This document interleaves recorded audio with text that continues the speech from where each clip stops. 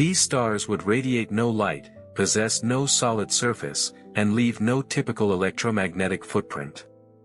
Instead, they would act purely through gravity, subtly tugging on nearby stars, warping light from background sources, and influencing the rotational curves of galaxies in ways indistinguishable from the effects currently attributed to dark matter halos. What makes boson stars particularly intriguing is their capacity to mimic massive astrophysical objects while remaining fundamentally different in nature. Their formation could arise in the early universe from primordial field fluctuations, leading to solitonic cores within galactic centers or diffuse halos that contribute to the large-scale structure of the cosmos. Depending on the mass of the constituent bosons and the self-interaction strength, these stars could range in mass from stellar scales to millions of solar masses, potentially acting as seeds for galaxy formation or serving as alternatives to black holes in certain astrophysical environments. Because they are transparent to light and radiation, boson stars could easily evade traditional detection methods. However, their gravitational influence is not so easily hidden. If a star were to pass near a boson star, its trajectory would shift ever so slightly, a phenomenon detectable through precise astrometric measurements. Furthermore, gravitational lensing events, particularly those with unusual magnification patterns or extended durations, could hint at the presence of compact, non-luminous objects that match the predicted profiles of boson stars. As observational techniques improve and our understanding of scalar field dynamics deepens, the prospect of confirming or ruling out boson stars as components of dark matter becomes increasingly tangible. Their discovery would not only illuminate one of the deepest mysteries in cosmology but also open a new chapter in fundamental physics, revealing that the fabric of reality may be woven from the gentle oscillations of fields rather than the collisions of particles. If boson stars truly exist, their very nature challenges the boundaries between particle physics and cosmology. Their structure is governed not by degeneracy pressure or thermal gradients, but by the delicate balance between quantum field coherence and gravitational attraction. The scalar fields that compose such stars are described by solutions to the Klein-Gordon equation coupled to Einstein's field equations, yielding a non-trivial, self-gravitating solitonic configuration. Unlike fermions, which obey Fermi-Dirac statistics and are limited by the Pauli exclusion principle, bosons can occupy the same quantum state, allowing immense numbers of them to condense into a single macroscopic quantum object. A key feature is that the mass-radius relation of boson stars depends critically on the boson mass. For an ultralight boson with mass on the order of 10⁻22 10^-22 10⁻22 eV, a boson star could have a mass and size comparable to that of a galactic core. In contrast, heavier bosons, such as axions with mass around 10⁻5 10^-5 10⁻5 eV, could form much smaller, denser objects. This scaling emerges naturally from dimensional analysis of the field equations and sets a fundamental scale for these objects based on the Compton wavelength of the bosons. The mass-radius profile differs radically from that of neutron stars or white dwarfs and may even exhibit regions of gravitational instability depending on the self-interaction term in the potential energy of the field. In scenarios where boson stars form through gravitational cooling or parametric resonance in the early universe, they could act as the building blocks of dark matter halos or populate the cosmic web as relics of inflationary dynamics. Their formation might also be catalyzed by the collapse of scalar field fluctuations trapped in local minima of the potential during symmetry-breaking transitions in the early cosmos. Depending on the specific self-interacting potential, e.g., quartic lambda divides 4/lambda/phi⁴ lambda divides 4 or axion-like periodic forms, the compactness and lifetime of the boson star will vary, with stability regions mapped out via numerical relativity. Importantly, boson stars can evade observational bounds that constrain other dark matter models, such as warm dark matter or machos. Since they do not emit radiation and interact only gravitationally, they remain viable even in regimes ruled out for baryonic candidates. They are also not constrained by nucleosynthesis or cosmic microwave background distortions, making them ideal reservoirs of invisible mass that contribute to gravitational lensing and galaxy formation without altering the success of the standard cosmological model. Because boson stars are fundamentally quantum gravitational in nature, their internal structure lacks the traditional layering seen in fermionic stars. Instead of having a distinct core or surface, the scalar field smoothly decays from a central peak outward, resulting in a solitonic density profile governed by the solution of the coupled Einstein-Klein-Gordon system. This continuous structure prevents the formation of shocks or discontinuities, offering remarkable dynamical stability under a variety of perturbations, especially in the case of non-relativistic, ground state configurations. Some models introduce self-interactions between the bosons to enhance stability or increase mass capacity. A repulsive quartic term in the scalar potential, for instance, allows the star to support more mass before collapsing into a black hole.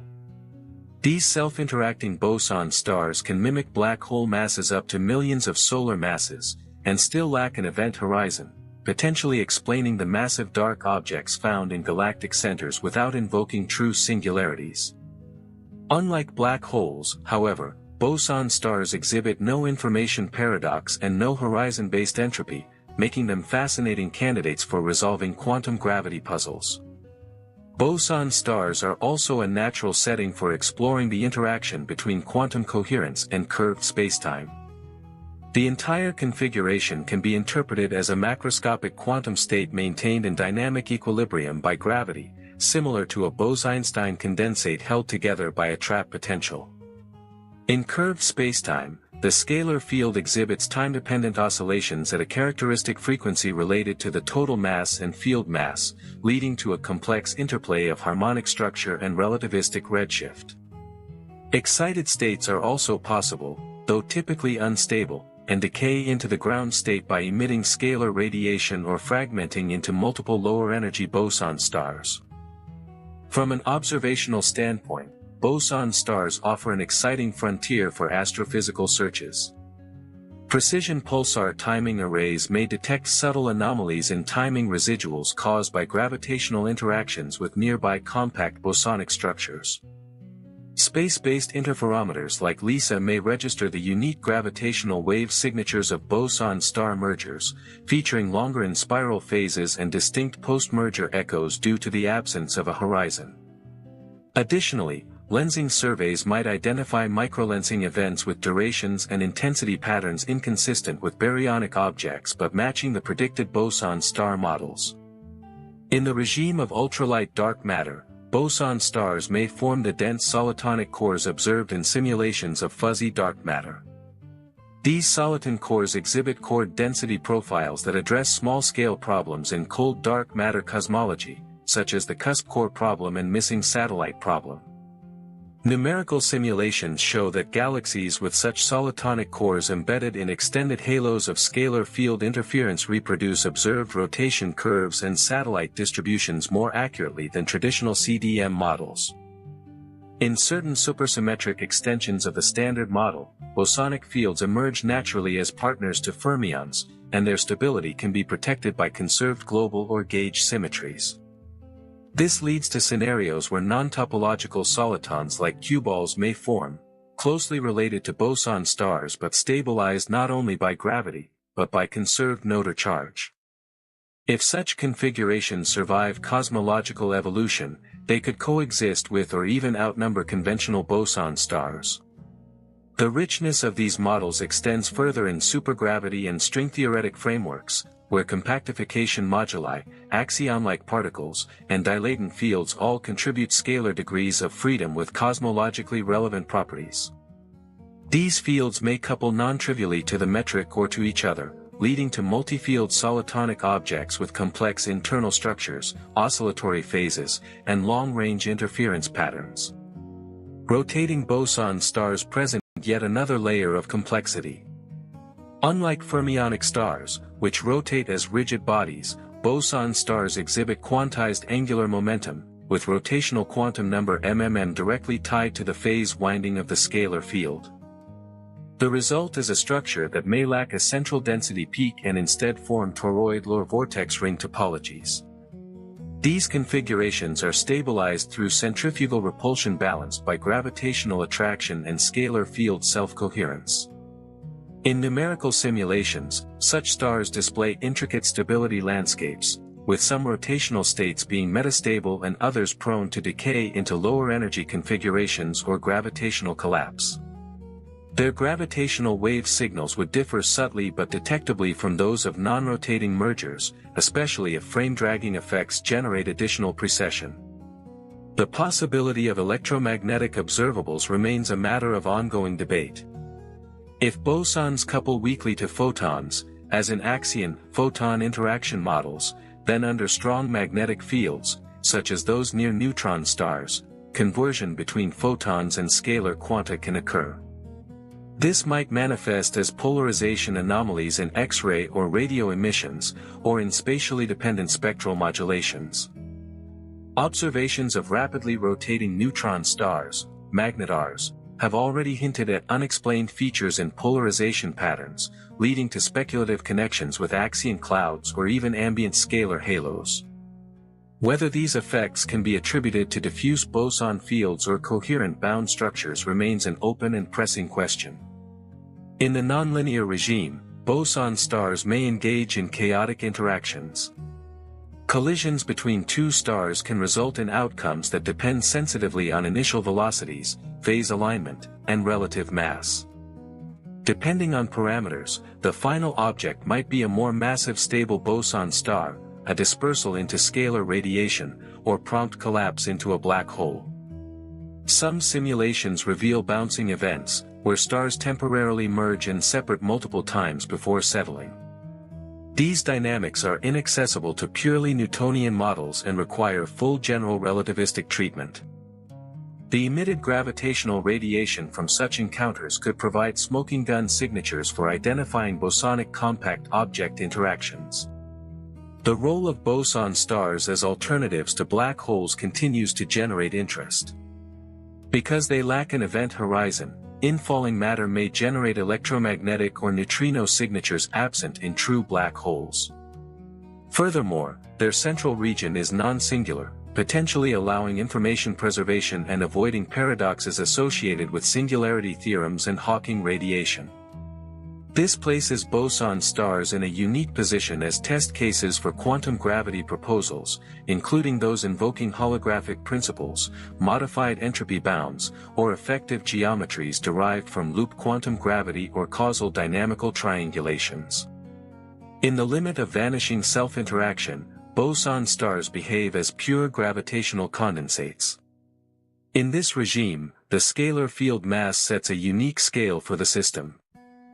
If the field is ultralight, on the order of 10⁻22 10⁻22 10⁻22 eV, the de Broglie wavelength becomes kiloparsec scale, leading to suppression of small-scale structure formation and providing a natural explanation for the observed absence of substructure in dwarf galaxies.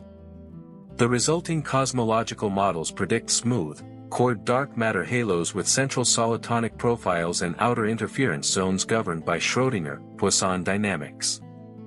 These features are being compared directly to data from low-surface brightness galaxies and dwarf spheroidal rotation curves.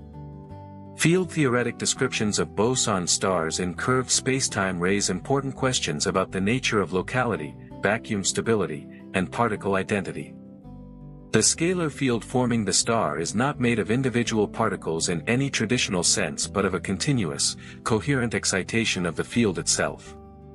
Particle creation and annihilation are replaced by collective behavior, much like phonons in a crystal lattice or excitons in condensed matter systems. This suggests a blurring of the distinction between classical and quantum, especially in gravitational contexts, where spacetime curvature and field oscillations are tightly interlinked. Observables associated with such structures may challenge conventional particle-based detectors, requiring novel techniques for identifying coherence, phase transitions, or decoherence events on astrophysical scales. The presence of boson stars in the cosmic inventory would imply that the fabric of the universe contains stable, long-lived configurations of scalar fields, coexisting with, and in some cases replacing, conventional matter structures. This raises profound questions about the initial conditions of the universe and the role of quantum fields in the formation of complexity at macroscopic scales.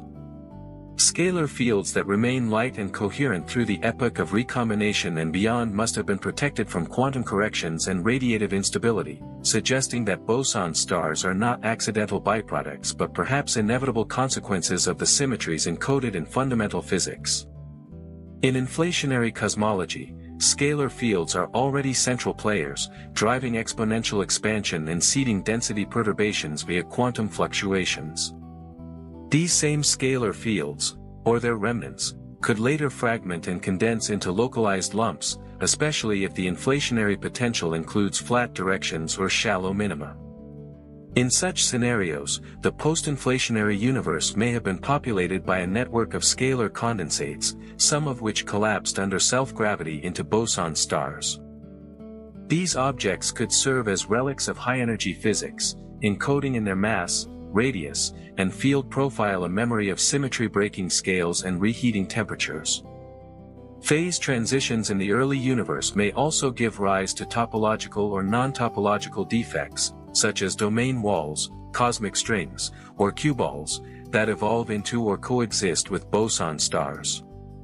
The dynamics of these transitions are governed by non-equilibrium field theory, where the interaction between scalar gradients and metric fluctuations determines whether such structures survive or dissipate. In cases where the field is complex and possesses a conserved global charge, the resulting boson star can be stabilized against decay even in the absence of significant self-interaction, maintained purely by the gravitational potential and the coherent oscillation of the scalar wave function. Within string theory compactifications, the landscape of possible vacuum configurations includes numerous axion-like particles, moduli, and dilatant fields, each associated with its own potential and symmetry structure. These fields can be dynamically light and cosmologically active, forming bound states that function as boson stars in 4 dimensions. In certain duality frames, these boson stars are mapped to wrapped brane configurations or coherent d-instanton effects, implying that the existence of boson stars could provide an observational bridge between low-energy astrophysics and high-energy string dynamics. If boson stars form through such mechanisms, their detection would offer direct evidence of extradimensional physics and the compact topology of the bulk space. In models of modified gravity, such as scalar, tensor theories or F.R. extensions, the scalar fields responsible for boson stars may also mediate deviations from general relativity at intermediate or strong field scales. These deviations might be manifest in orbital precession, gravitational redshift, lensing profiles, or the timing of binary pulsars.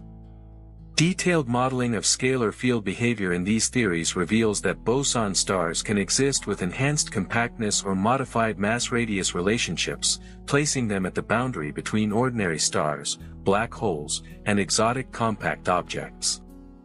As detectors become more precise, these deviations can be probed to test not only the existence of boson stars, but also the validity of general relativity in previously inaccessible regimes. The information content of boson stars remains an area of speculation.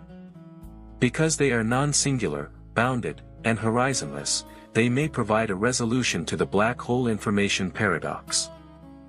In principle, infalling matter into a boson star is not lost to a singularity or cloaked behind a horizon, but is gradually absorbed into the scalar field condensate, altering its global phase, oscillation frequency, or internal configuration.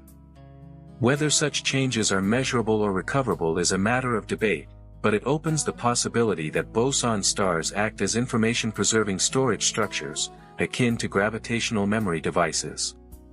This would dramatically revise our understanding of entropy, decoherence, and the thermodynamics of spacetime. Boson stars challenge the idea that astrophysical compactness must be accompanied by opacity. Their transparency to radiation, coupled with their gravitational depth, allows for environments where high-energy interactions can take place without the conventional shielding of an event horizon. In such regions, photons, neutrinos, and even gravitational waves could be scattered or lensed in distinctive ways, potentially giving rise to observable phenomena not explainable by standard compact object models. If boson stars accrete baryonic matter, they might develop photospheres or thin atmospheres, temporarily behaving like faint stars or accreting objects without the high-energy jets associated with black holes or neutron stars. At the mathematical level, the study of boson stars continues to push the boundaries of numerical relativity and nonlinear field dynamics. Solving the full Einstein-Klein-Gordon system in 3+1 dimensions, especially for rotating or multi-field configurations, requires adaptive mesh refinement, gauge fixing, and careful stability analysis. These simulations are not merely academic, they provide direct templates for gravitational wave detectors, offer insight into the fate of scalar instabilities, and illuminate the spectrum of gravitational solitons that may populate the dark sector of the universe. The comparison between boson stars and neutron stars provides a revealing contrast between fundamentally different forms of compact matter. Neutron stars are governed by nuclear degeneracy pressure, with their internal structure determined by the equation of state of baryonic matter at supranuclear densities. Their composition includes layers of neutron-rich plasma, crusts of exotic nuclei, and possibly cores of hyperons or deconfined quark matter.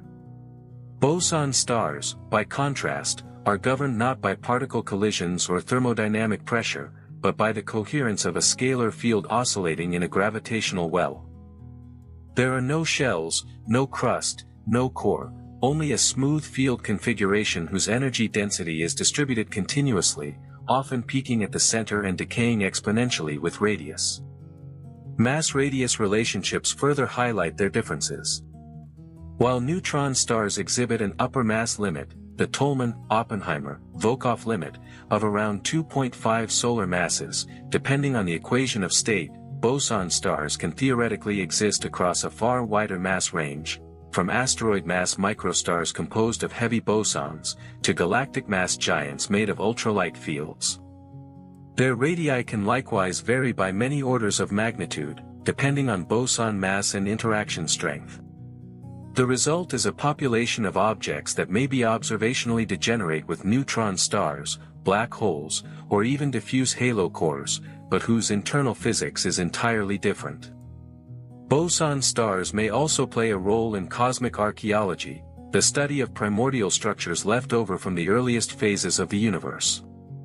If scalar fields formed solitonic configurations shortly after inflation, these objects could have survived to the present day as fossils of the early universe, preserving information about high-energy physics and symmetry-breaking processes that no longer leave observable traces in the cosmic microwave background or baryonic matter distribution.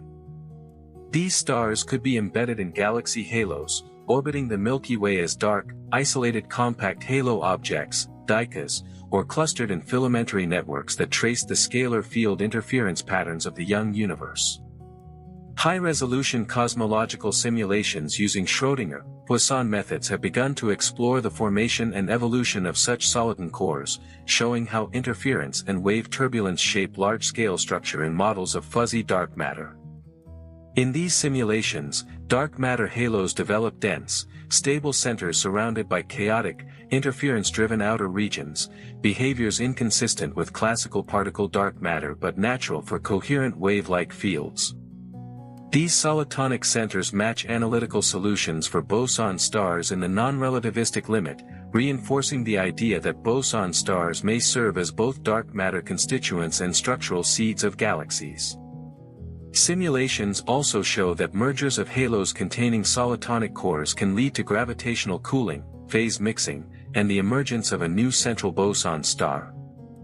These results imply that boson stars are not merely static relics but dynamic entities that can evolve, merge, and reform, participating in the cosmic web like any other astrophysical object, but governed by quantum field coherence rather than thermal physics.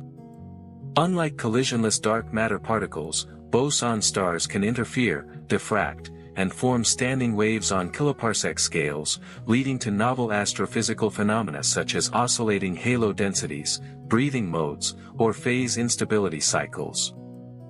In scenarios where boson stars coexist with other compact objects, such as neutron stars or black holes, their gravitational interactions can lead to hybrid systems with unique dynamics. For example, a boson star orbiting a black hole may undergo tidal disruption, spilling scalar field into the black hole's vicinity and generating scalar gravitational interaction signatures. Conversely, a boson star may accrete onto a neutron star, modifying its moment of inertia or shifting its timing properties, potentially observable through pulsar timing arrays. In binary mergers involving one or two boson stars, the absence of a hard surface or horizon alters both the in-spiral waveform and the post-merger remnant, making these events promising targets for multi-messenger astronomy. There is also increasing interest in boson stars as theoretical laboratories for testing quantum gravity, especially in semi-classical regimes where curvature is strong but Planck scale effects remain subdominant. Because they lack singularities and possess finite total energy, boson stars offer an ideal setting for probing the behavior of quantum fields in curved spacetimes, including questions about renormalization, entanglement entropy, and back reaction.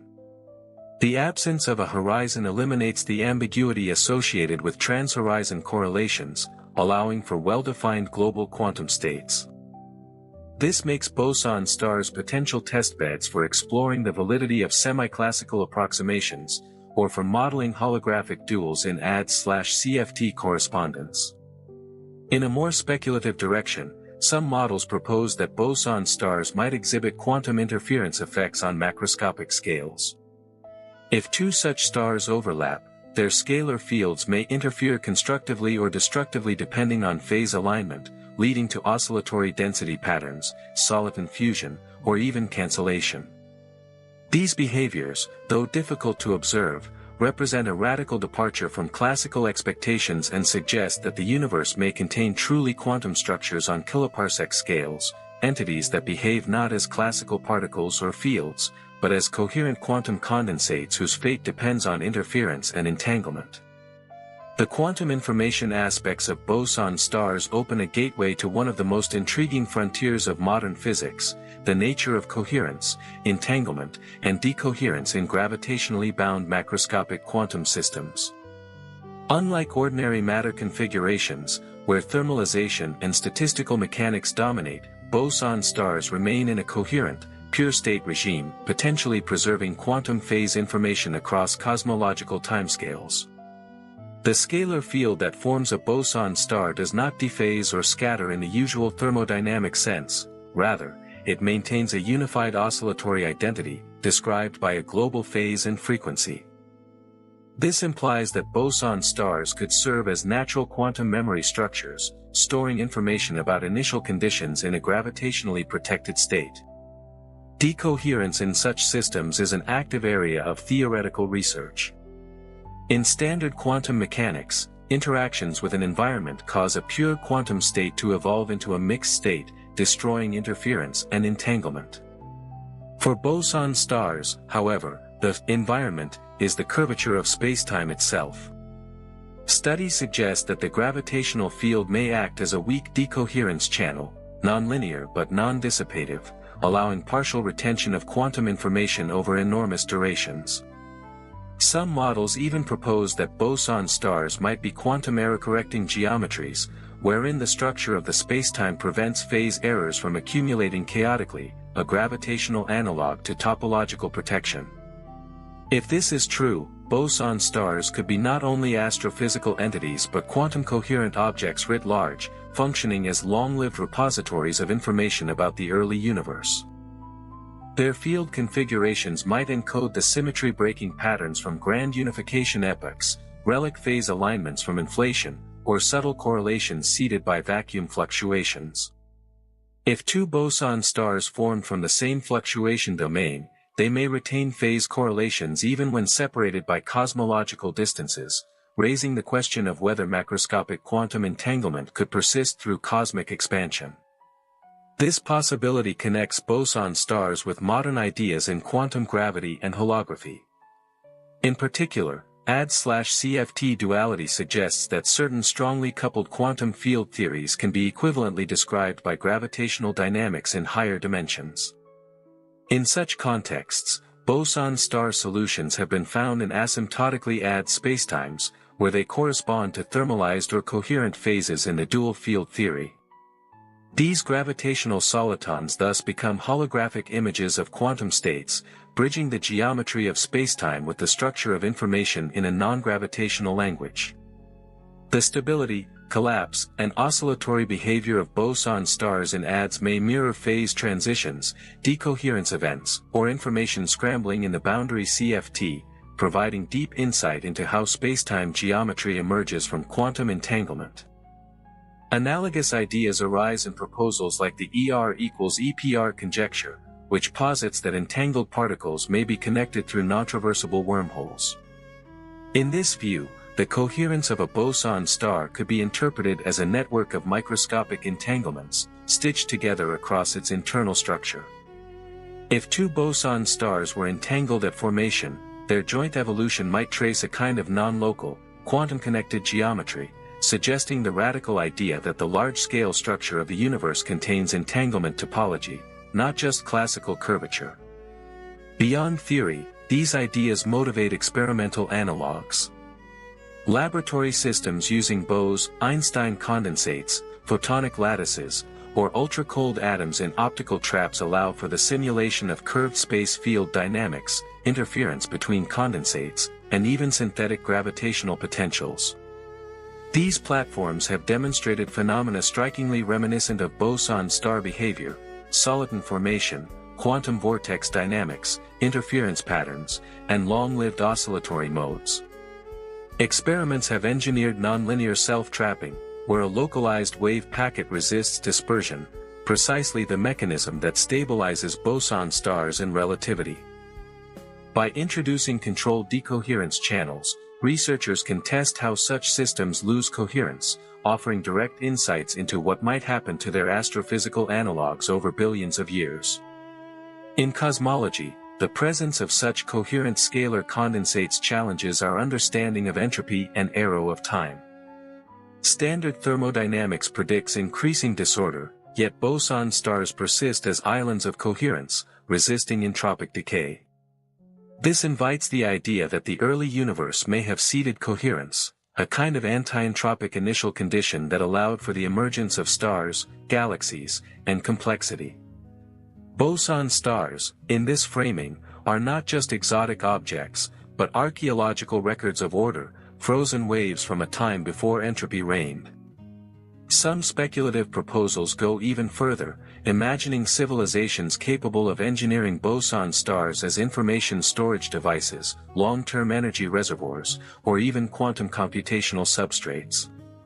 Such structures would be essentially undetectable through electromagnetic means, gravitationally subtle, and protected from noise by their isolation and coherence, ideal components for a Type 2 or 3 Kardashev-level intelligence. These ideas remain far from testable, but they illustrate the fertile crossroad where boson stars lie, between quantum information, general relativity, and cosmic evolution. If boson stars are real, their very existence challenges deeply held assumptions about what it means to observe or detect an object in the universe. They do not emit light, do not reflect it, and may not even significantly interact with ordinary matter, yet they can shape entire galaxies, bend spacetime, and perhaps encode information in ways not yet understood. This makes them prime candidates for unseen realities, entities that exist, persist, and influence the cosmos while remaining almost entirely invisible to human senses and most instrumentation. From a philosophical standpoint, boson stars exemplify the tension between ontological presence and epistemic accessibility. They are real in the gravitational sense, they curve spacetime, influence orbits, and can participate in cosmic dynamics. But in every other way, they may remain fundamentally silent, dark in all bands, featureless in structure, and reducible only to mathematical objects in simulations or abstract signatures in gravitational waveforms. In this way, they resonate with the concept of noumena, Kantian things in themselves, existing independently of observation and only partially revealed through indirect effects. Yet boson stars also pose a mirror to the observer.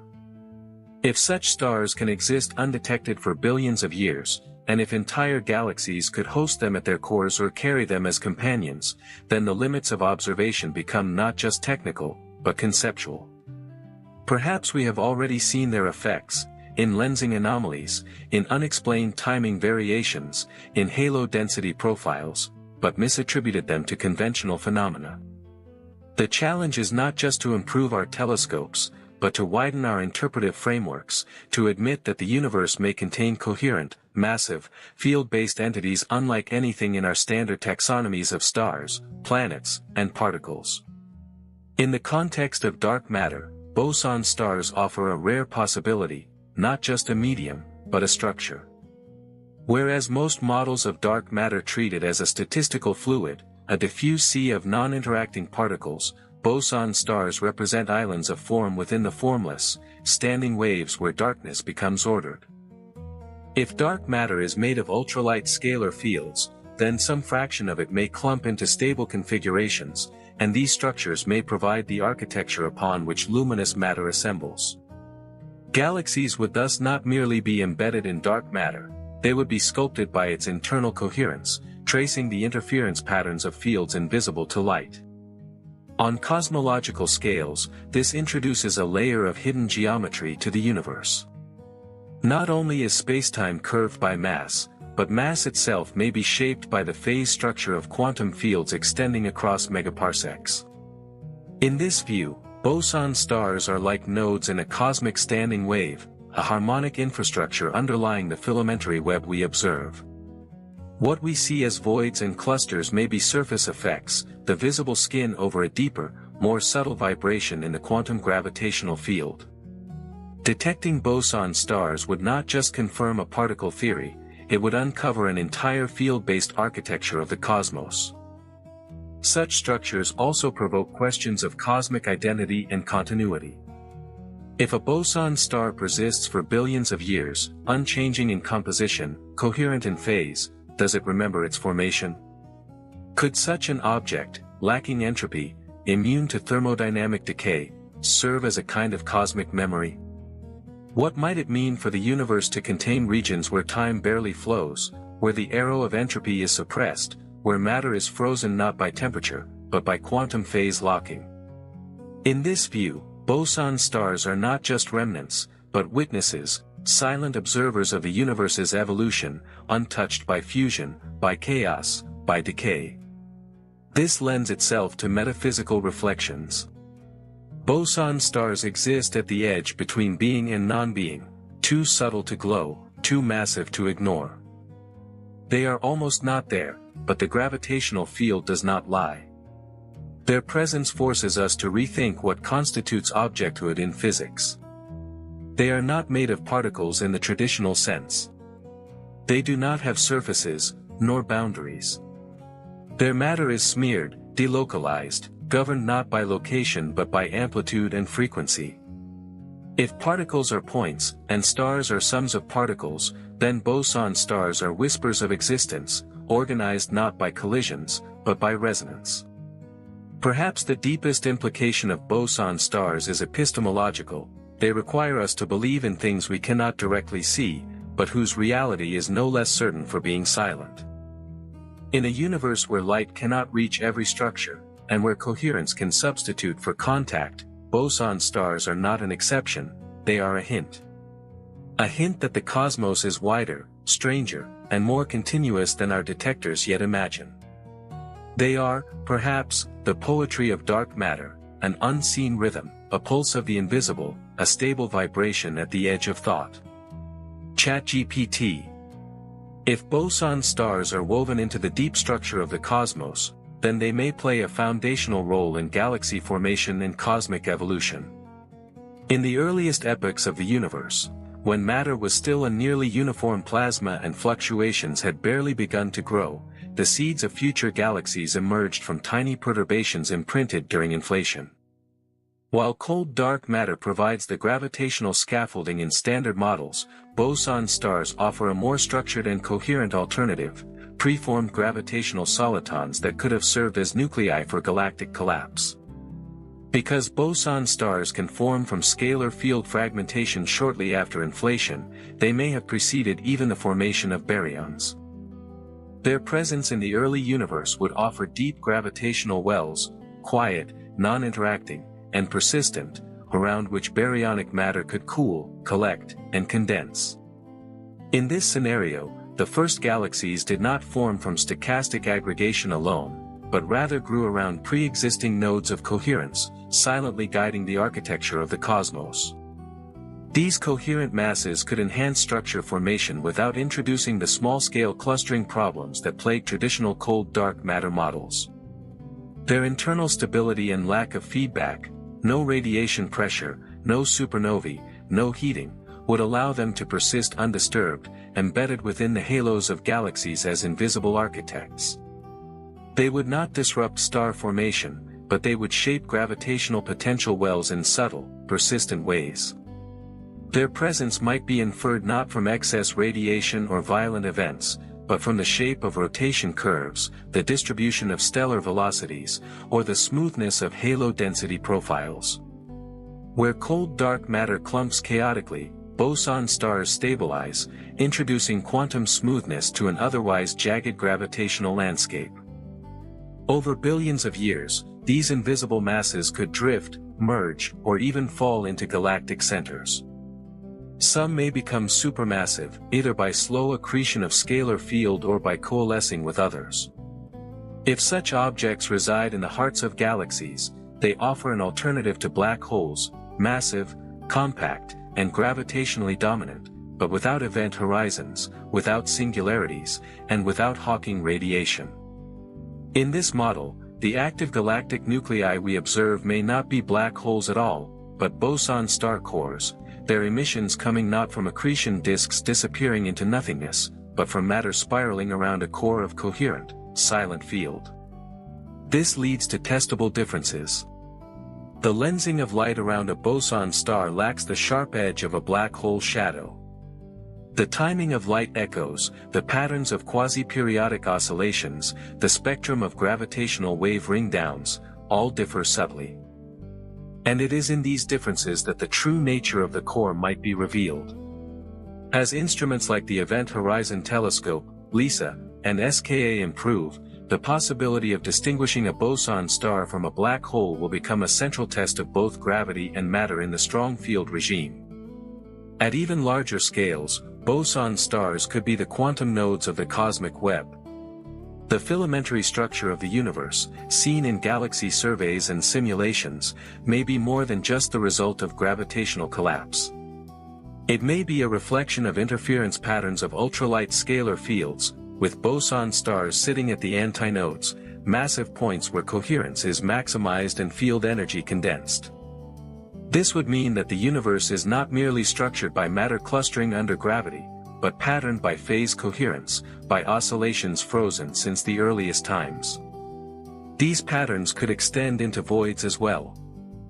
Where the density of galaxies is low, boson stars may drift alone, invisible, silent, and stable. Their gravitational presence could affect cosmic microwave background anisotropies, gravitational lensing of distant quasars, or the flow of galaxies across supercluster boundaries. In essence, they may act as quantum tracers of the invisible, telling us not just where matter is, but where it remembers being, because the scalar fields from which they formed carry not just mass, but memory of phase and formation. This brings us back to the philosophical: boson stars are not just objects. They are histories. They are scars in the field, echoes of primordial symmetry, crystallizations of the quantum vacuum. They do not burn. They do not shine. But they remember. Their frequency is their fingerprint. Their mass is their story. They are cosmic poems written in scalar amplitude, resonating still across the void. And so, in the structure of galaxies, in the shape of the cosmic web, in the silence of voids, boson stars may be watching, anchoring the universe not in collision, but in coherence. ChatGPT. Perhaps, in the end, Boson stars remind us that not all that is real must blaze with light. Some truths are quiet. Some structures endure not through fire or noise, but through stillness, coherence, and hidden rhythm. These stars, composed not of atoms but of undying waves, speak in gravity and silence. They are not the triumph of fusion, but the persistence of form. Not born in cataclysm, but crystallized from the deep breath of the vacuum itself. To find them is to look past brightness, past the loudness of explosions and the drama of collapse, into a subtler layer of the universe, where existence is phase-locked, time is slow, and memory is written not in light but in mass and geometry. Whether as relics of the early cosmos, seeds of galaxies, or messengers from a deeper layer of physical law, boson stars are not anomalies. They are signals. Silent, coherent, gravitational whispers of a universe more unified than we ever dared to imagine. And so, somewhere out there, beyond the reach of light, they wait, not to be discovered, but to be understood. In the vast, silent reaches of the interstellar medium, where temperature drops to just a few degrees above absolute zero, a whisper of matter begins to stir. Invisible to the human eye, a faint density fluctuation, no more than a seed of dust and gas, drifts within a giant molecular cloud. It is neither bright nor hot. It does not yet shine. And yet, this trembling condensation holds the promise of a star. Gravity, patient and relentless, begins its quiet work. It draws the gas inward, wrapping the fragment tighter with every passing millennium. The cloud core shrinks, compressing under its own weight, growing warmer and denser. What was once a tranquil region of dust now churns with turbulence, magnetized filaments coiling around the collapsing core like skeletal scaffolding of future brilliance. As the gas falls inward, it forms a flattened disk, spinning ever faster due to conservation of angular momentum. At the center of this growing structure lies the protostar, a hidden ember deep within an opaque cocoon. It is not yet a true star, for fusion has not begun, but already it radiates in the infrared, its warmth a silent prelude to what is to come. The dust surrounding it glows faintly, echoing the heat of compression and the friction of infalling matter. Jets of plasma erupt from the poles, slicing through the surrounding cloud like lances of energy. These bipolar outflows help clear away excess material, regulating the mass accretion and shaping the stellar environment. Magnetic fields thread through the forming disk and jets, guiding the newborn star's earliest breaths. The protostar grows heavier, hotter, more luminous. Hidden from view, nuclear pressure builds in its core. There comes a moment, a threshold, when the temperature at the center rises above 10 million Kelvin. Hydrogen nuclei, once content to drift alone, begin to fuse. With that ignition, the protostar crosses a boundary into stellar life. It becomes a main sequence star, no longer fed solely by collapse, but by the energy of its own reactions. The cocoon begins to thin. Light, once imprisoned, escapes. From darkness, from cold, from disorder, emerges the fire of a star. The dust that once veiled the light becomes the very ingredient of planetary systems, of moons, of oceans, and of life. Every heartbeat, every atom of calcium in a bone or iron in blood, was forged in a process that began with that quiet collapse. Before the brilliance, there was silence. Before fusion, there was falling. Before light, there was only shadow. Observations of protostellar evolution have been revolutionized by infrared and submillimeter astronomy. Telescopes like the James Webb Space Telescope and ALMA peer into the thick veils of dust that obscure these early phases, revealing disks, jets, and magnetic turbulence that shape the path to stardom. These instruments capture light that has traveled for thousands of years, emitted not by nuclear fusion, but by the friction of collapse and the glow of accretion shocks. Protostars are classified by their spectral energy distributions into stages, class 0, 1, 2, and 3, each marking a distinct chapter in the transformation from dense core to luminous star. In the earliest stage, Class 0, the object is entirely enshrouded in its envelope, with more mass in the surrounding cloud than in the protostar itself. As it accretes matter and grows, it moves into Class 1, where the central source dominates, and the envelope begins to dissipate. Class 2 marks the emergence of a visible star with a prominent disk, the birthplace of future planets. Finally, Class 3 denotes a star that has largely shed its disk, now entering maturity. Magnetohydrodynamic simulations of protostellar collapse provide deep insights into the complex interplay of gravity, rotation, pressure, and magnetic fields. These models show that without angular momentum loss, mediated by magnetic braking or jet-driven outflows, a protostar could not efficiently accrete material. Magnetic reconnection events within the disk may also trigger bursts of accretion, a phenomenon observed in so-called Fu-Orioni stars, whose brightness can increase by a factor of 100 over a few months. Chemical evolution during these early stages is equally profound. As dust grains migrate inward, they undergo heating, triggering the release of ices and complex organic molecules. These molecules, formaldehyde, methanol, acetylene, and even prebiotic precursors, can seed the future planetary system. Thus, even before the star begins fusion, the conditions for chemistry and ultimately biology are quietly taking shape. In binary systems, the story grows even more intricate. Interactions between protostars, their disks, and shared envelopes can lead to mass transfer, spiraling dynamics, and the eventual formation of tightly bound pairs or even stellar mergers. These processes not only affect the stars themselves, but can trigger the formation of massive planets or brown dwarfs through gravitational fragmentation of the disk. The birth rate of stars, or star formation rate, is a key parameter in galactic evolution. Protostellar populations in nebulae like Orion or Perseus serve as cosmic laboratories, where thousands of forming stars at various stages can be observed simultaneously.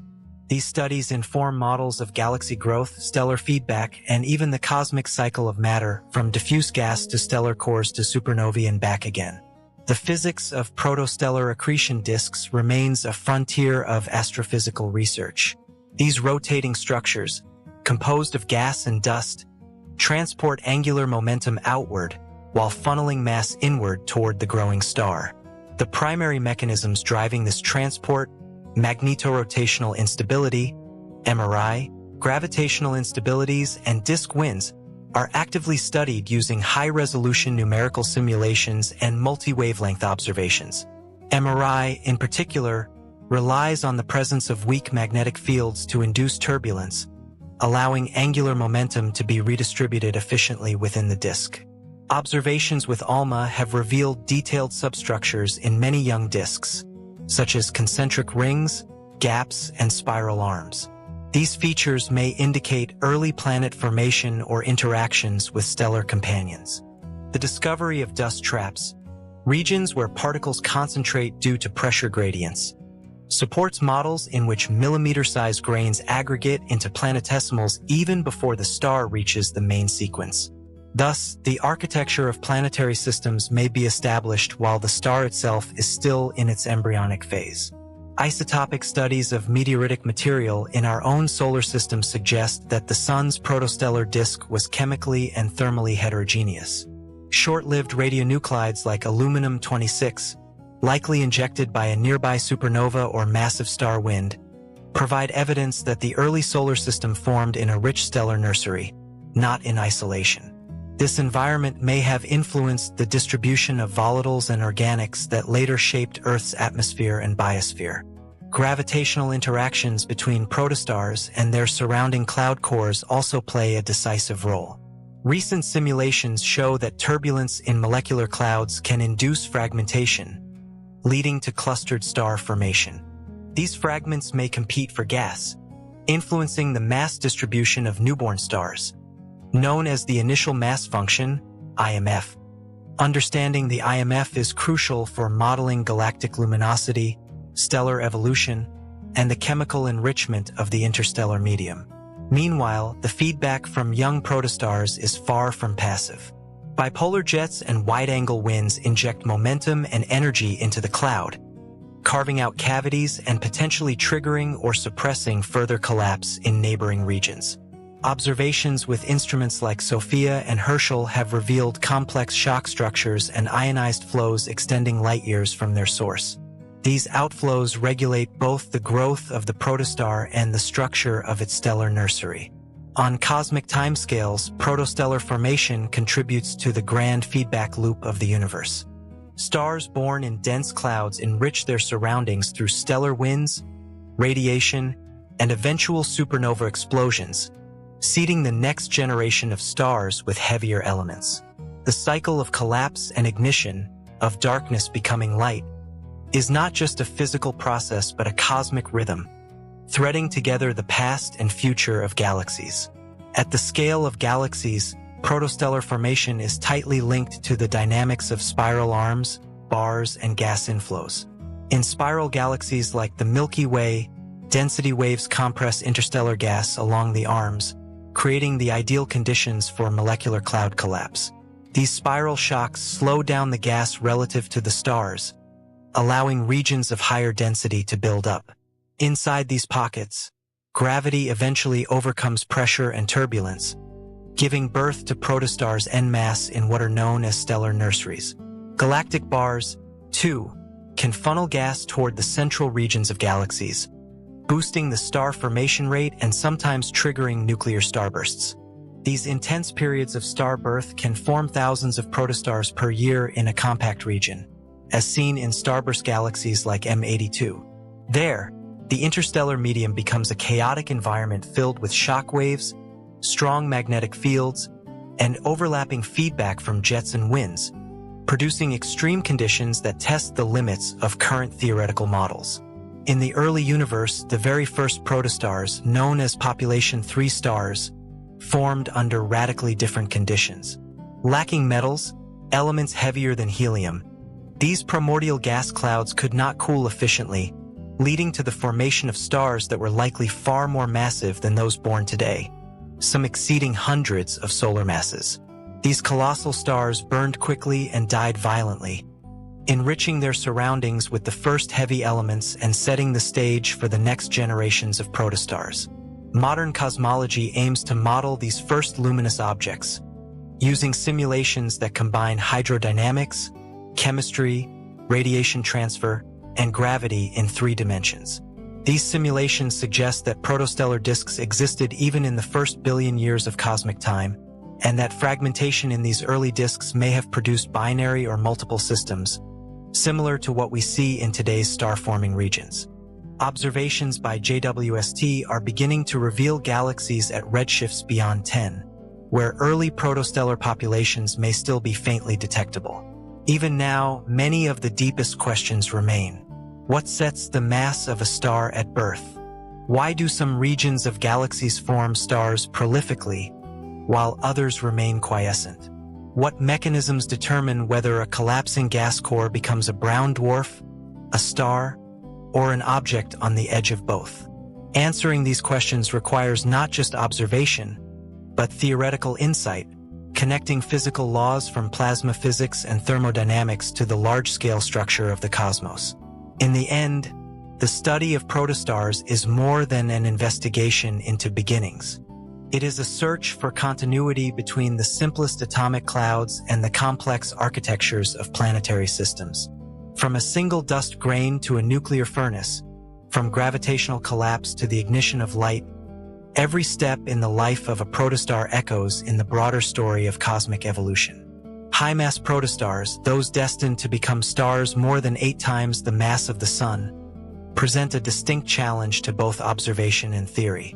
Unlike their low-mass counterparts, they evolve rapidly, reaching the main sequence while still accreting material.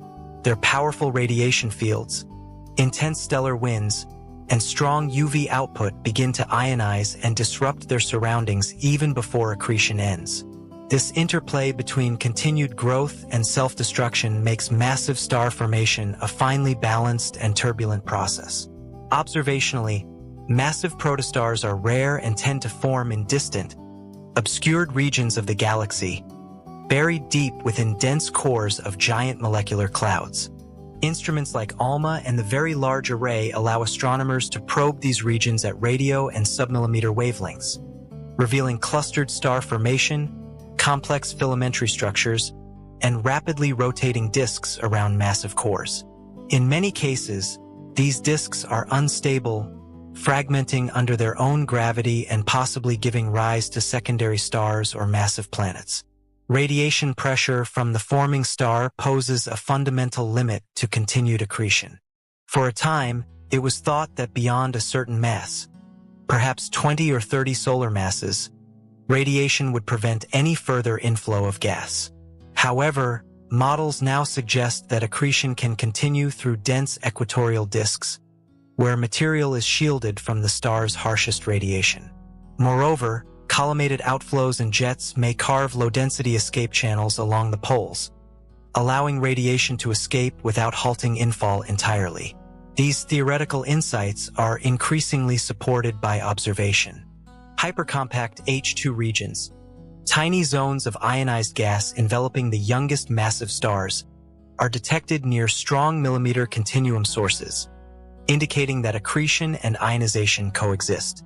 Maser emission from molecules like water and methanol also trace shocked regions and outflows, revealing complex kinematics around massive protostars. Feedback from high-mass protostars dramatically reshapes their environments.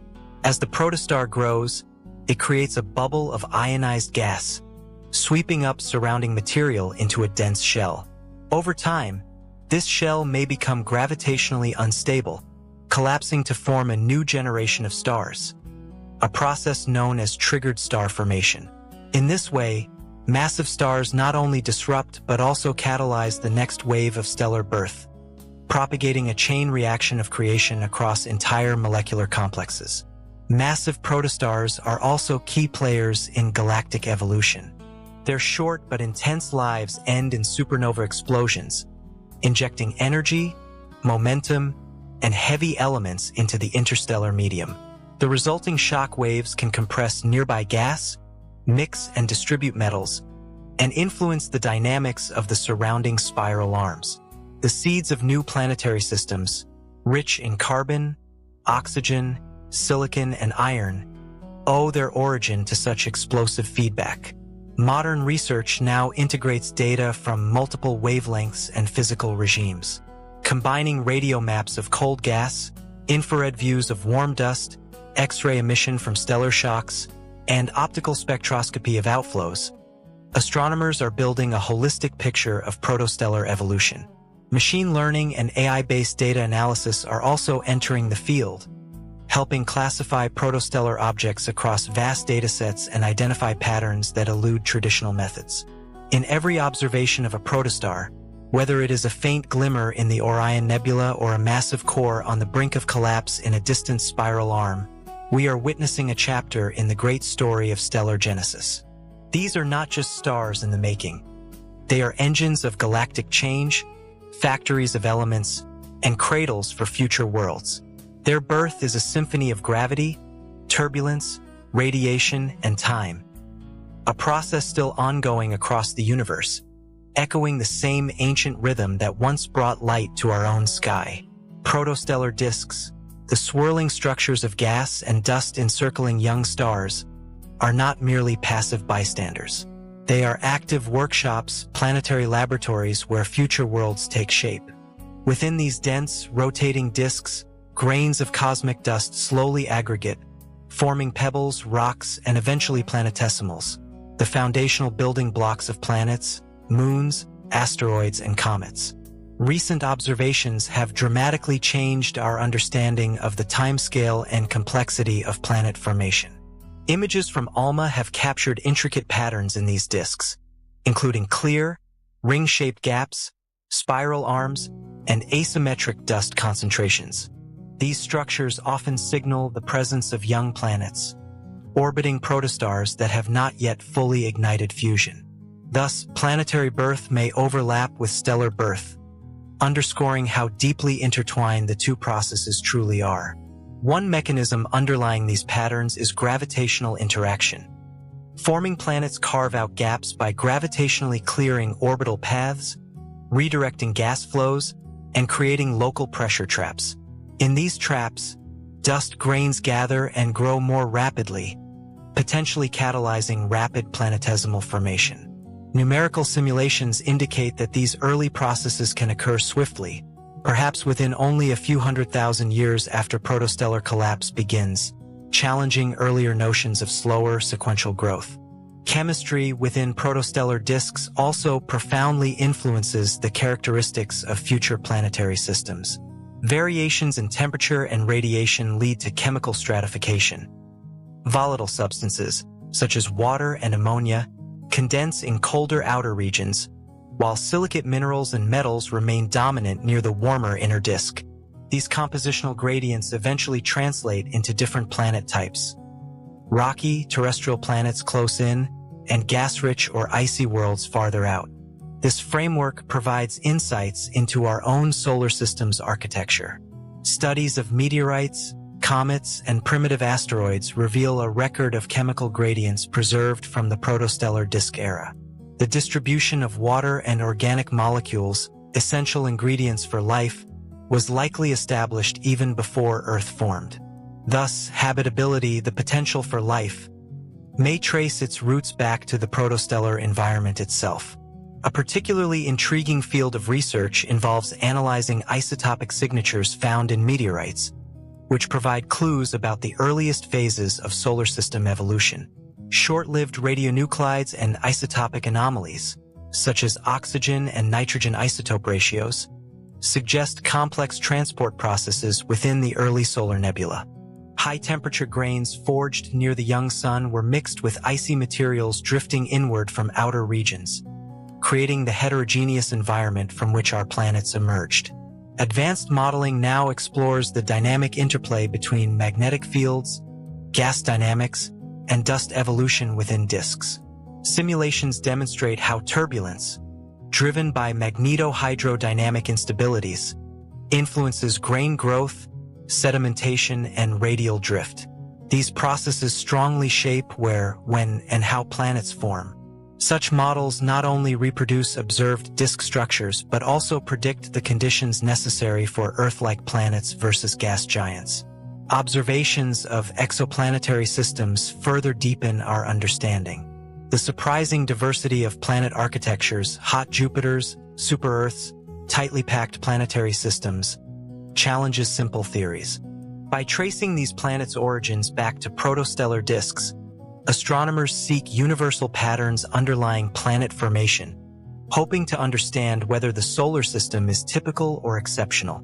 Protostellar disks also serve as natural laboratories for testing theories of physics and chemistry under extreme conditions. Cosmic ray irradiation, ultraviolet exposure, shocks from disk winds and jets, all these influence chemical reactions that generate complex molecules, potentially including precursors to life. Recent detections of amino acid precursors in protostellar environments strengthen the connection between stellar nurseries and biological origins. At its core, the formation of planets is not a separate event, but a natural outcome of the star-forming process. Every planetary system, including our own, began hidden within a protostellar disk, quietly assembling while the central star itself was still awakening. By exploring these cosmic birthplaces, we trace not just our astronomical origins, but also the deeper question of life's place in the universe. The delicate link between protostellar environments and the emergence of conditions necessary for life has grown into a central theme of contemporary astrobiological research. Within protostellar disks, astronomers have now identified a remarkable diversity of organic molecules, from simple hydrocarbons and alcohols to complex prebiotic molecules, such as formamide, glycolaldehyde, and methyl isocyanate, molecular building blocks essential for the chemistry of life. Recent spectral studies from ALMA and JWST have confirmed that protostellar disks around young, sun-like stars contain abundant reservoirs of water ice, ammonia, carbon monoxide, and organic-rich compounds. These molecules are embedded in dust grains, forming icy mantles that serve as protective vessels for chemical reactions driven by UV radiation, cosmic rays, and thermal shocks. Over time, grains migrate inward toward warmer regions, triggering sublimation that enriches the disk's gas phase chemistry. Such chemical enrichment processes strongly suggest a universal pathway linking star formation directly to prebiotic chemistry. Laboratory experiments complement these astronomical observations. By replicating conditions found in protostellar disks, cold vacuum chambers irradiated by ultraviolet photons and energetic particles, scientists have demonstrated that surprisingly complex organic molecules spontaneously form on icy dust grain analogs. Such molecules include sugars, amino acids, nucleobase precursors, and amphiphilic compounds that could catalyze self-assembly and membrane formation, crucial steps towards cellular life. Thus, star formation environments inherently possess the ingredients required for life's molecular foundations, waiting only for the right planetary context to express their full potential. The migration and redistribution of these materials within disks further shape planetary habitability. Dynamical processes, such as radial drift and planet migration, redistribute volatile-rich materials across wide orbital ranges. This can result in rocky planets receiving deliveries of water and organics long after their initial formation. Recent isotopic analyses of Earth's water and volatile elements strongly suggest such processes occurred early in the solar system's history, likely seeded by protostellar disk dynamics and turbulent mixing. Protostellar outflows and jets, once viewed merely as mass loss mechanisms, are now understood to influence disk chemistry profoundly. The shocks they produce drive chemical reactions, forming complex organic molecules and inducing isotopic fractionation. These enriched molecular clouds subsequently re-enter protostellar disks, continually refreshing chemical complexity. Such feedback loops indicate that stellar birth and chemical evolution operate in an intricate dance, each influencing the other across astronomical timescales. At a larger scale, comparative studies of exoplanetary systems reveal the wide diversity in planetary composition, atmospheres, and orbital dynamics, directly shaped by the initial protostellar environment. Hot Jupiters, water-rich sub-Neptunes, and terrestrial worlds orbiting in compact, resonant systems illustrate outcomes determined by initial disk conditions. Through this comparative lens, protostellar research directly informs our understanding of the probability and diversity of habitable worlds across the galaxy. Astrochemical modeling efforts increasingly integrate detailed chemical networks with sophisticated fluid dynamic simulations, enabling predictions of how and where complex molecules form. These predictive tools not only interpret current observations but guide future explorations. For instance, they help target observations of molecules considered critical markers for prebiotic chemistry in distant, young planetary systems. Such observations are within reach of JWST and next-generation telescopes, transforming theoretical predictions into empirical discoveries. Ultimately, protostellar science holds profound philosophical implications. By tracing our biochemical origins back to these stellar nurseries, we are led to the realization that life's essential ingredients were not unique or exceptional. They were common, dispersed across countless protostellar disks throughout cosmic history. The profound implication is clear. Life's potential is woven into the fundamental processes of star and planet formation itself. The intricate relationship between protostellar environments and life's biochemical precursors deepens when considering cosmic radiation and stellar activity. Young protostars often exhibit intense magnetic activity, producing energetic flares and ultraviolet bursts that significantly alter the chemistry of surrounding disk material. While at first glance hostile, these high-energy events actually catalyze critical molecular reactions that might otherwise proceed too slowly to form biologically relevant molecules. Such stellar irradiation thus paradoxically enhances chemical complexity, contributing directly to the formation of prebiotic molecular reservoirs. One particularly intriguing phenomenon is the impact of cosmic rays, highly energetic particles originating from supernova explosions and energetic stellar winds, that continuously bombard protostellar disks. Cosmic rays penetrate deeply into dense molecular clouds and circumstellar disks, breaking molecular bonds and producing a cascade of reactive radicals and ions. These species rapidly recombine, giving rise to complex organic molecules such as amino acids, aldehydes, and nitriles. Laboratory experiments confirm that cosmic ray analogs can generate amino acids in icy analogs of protostellar grains, implying cosmic rays might have directly contributed to life's initial chemical toolkit. Protostellar magnetic fields also profoundly shape the early planetary environment. Observational studies using polarization-sensitive instruments reveal that dust grains within disks often align along magnetic field lines, providing clear observational signatures of these fields. Magnetically driven turbulence regulates disk accretion rates and dust grain dynamics, influencing planetesimal formation efficiency and chemical transport. Magnetic reconnection events can trigger sudden bursts of brightness and energetic particle acceleration, stimulating complex chemical reactions deep within the disk, ultimately enriching the planetary building blocks. Additionally, observations have shown that protostellar outflows entrain not only gas and dust, but also complex molecules, ejecting them far beyond the protostar's immediate environment. This molecular transport effectively seeds nearby star-forming regions, propagating chemically enriched material through stellar nurseries and potentially enhancing prebiotic chemistry in neighboring systems. The concept of protostellar ecosystems thus emerges. Individual protostars may chemically communicate across parsec-scale distances, collectively contributing to a galactic-scale chemical evolution. Emerging theoretical models now explore the potential connection between protostellar chemistry and planetary atmospheres. The chemical fingerprints acquired during a planet's early formation stages might persist within its atmosphere and interior throughout geological time. Consequently, protostellar disk chemistry could help explain the variety observed among exoplanetary atmospheres, some rich in carbon dioxide or methane, others dominated by hydrogen, nitrogen, or water vapor. These atmospheres ultimately determine planetary climate stability, habitability, and the likelihood of biological emergence. The search for biosignatures in exoplanetary systems increasingly intersects with protostellar research. Astronomers are developing observational strategies to trace molecules considered vital precursors to life directly within protostellar disks. Detecting such molecules across diverse protostellar systems could provide a statistical framework for understanding life's prevalence in the galaxy, thus anchoring astrobiological hypotheses firmly within empirical science.